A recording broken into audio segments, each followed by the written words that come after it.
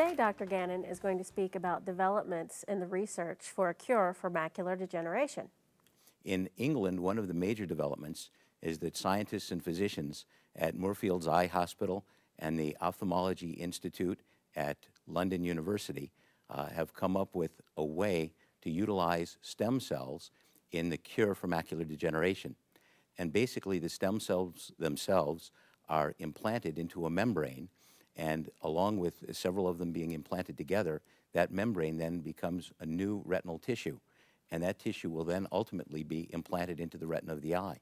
They're predicting that the procedure itself will be about an hour long and should be something that's fairly common and easily utilized to basically cure macular degeneration in the not too distant future.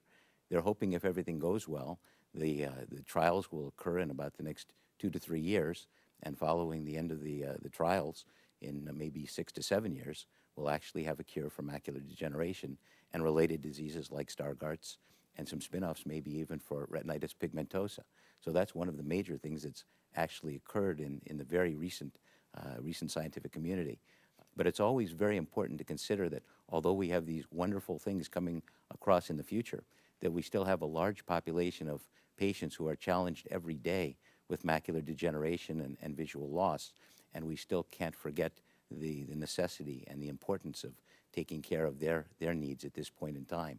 These breakthroughs are very exciting, posing a cure in the possible future for this disease, which is actually the leading cause of blindness in our senior population, correct? Without a doubt.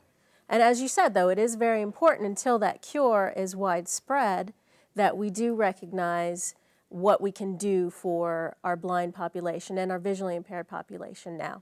Well, thank you, Dr. Gannon, for the update on this exciting and promising testing that's going on, and we'll definitely look forward to hearing the results in the future. No, it was my pleasure to be here, Sabrina. Thank you for having me.